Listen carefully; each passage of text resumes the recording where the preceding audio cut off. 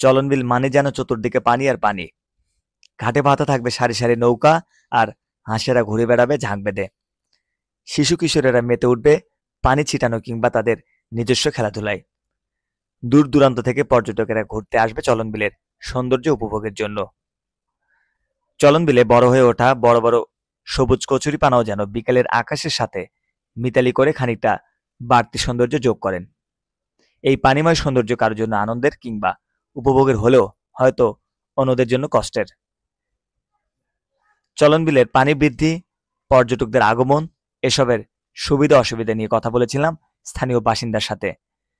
তিনি জানিয়েছেন, চলনবিলে চলতি পানি যদি আসে তাহলে আমাদের খুব উপকার এবং আমাদের শারীরিক সমস্যা, আমাদের এই অঞ্চলেরও সমস্যা সমাধান হয়। পানি আসার কারণে আমাদের মাছ শাক বা ইটা সিটা বিভিন্ন রকমের আমাদের শাক সবজি মাছ শাকে আমরা পরিপূর্ণভাবে আমরা ভোগ করতে পারি। আপনাদের এই পানি বৃদ্ধি হলে কি আপনারা এখানে মাছ উৎপাদনটা বাড়ে? পানি এখানে উৎপাদন যত বৃদ্ধি হবে মাছের সংখ্যা অত বেড়ে যাবে। শুধু মাছ বাদে কি আপনারা এখানে কি অন্য অন্য সুযোগ সুবিধা পান কিনা? হাঁস মুরগি পশুপালন এই জাতীয় বিষয়গুলো কিভাবে? হাঁস মুরগি পালনের সুবিধা হয়, যেখানে যখন নতুন পানি যখন আমাদের আসে তখন হাঁস পালতে আমাদের সুবিধা। পানি অতিরিক্ত যখন পানি হয়ে যায় তখন একটু অসুবিধা হয়, আর নিয়মিত থাকলে পরে আমাদের সুবিধা। বর্ষার সিজনে আমাদের সুবিধা। পানি আমরা বছরের শেষে আমরা যে আষাঢ় শ্রাবণ মাসে বর্ষাকালের ভিতরে যে আমরা পানি যে আমরা পাই, এটা আমাদের খুব উপকারিতা হয়। আর পর্যটকরা আসলে আপনাদের কোনো সুবিধা বা অসুবিধা হয় কিনা? না, পর্যটক আসলে আমাদের সুবিধা ছাড়া অসুবিধা হয় না। দূর থেকে আসা এক পর্যটক চলনবিলের সৌন্দর্যে মুখরিত হয়ে জানিয়েছেন তার অভিব্যক্তি।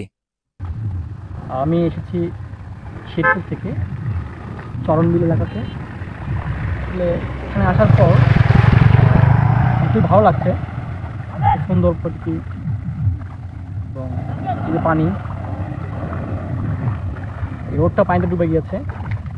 মানে খুবই সুন্দর একটা পরিবেশ, খুব ভালো একটা পরিবেশ। আপনারা চাইলে অবসর সময় এসে ঘুরে যেতে পারেন এই প্রকৃতির সান্নিধ্যে। খুব ভালো লাগবে আপনাদের, আশা করি। চলনবিলের এই সৌন্দর্য শুধু প্রাপ্তবয়স্কদেরকেই আকৃষ্ট করে না, আকৃষ্ট করে শিশু কিশোরদেরও। তারা অভিভূত হন চলনবিলের সৌন্দর্যে। তেমনি একজন জানিয়েছে তার অভিব্যক্তির কথা। আমি এখানে এসেছি তারাস থেকে, খুবই ভালো লাগতেছে আমার এখানে।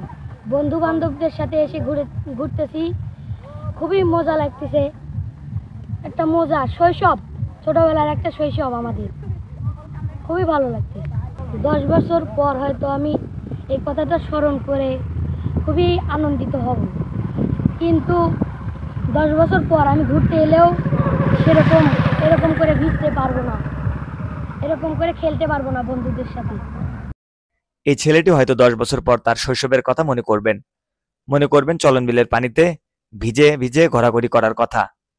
তখন হয়তো এখনকার কাটানোর সময় তার জন্য হয়ে উঠবে অন্যরকম নস্টালজিয়া। আপনিও একটি সুন্দর বিকেল কাটাতে চলে আসতে পারেন নাটোরের চলনবিলে। নাঈম ইসলাম সংগ্রাম, 52 নিউজ।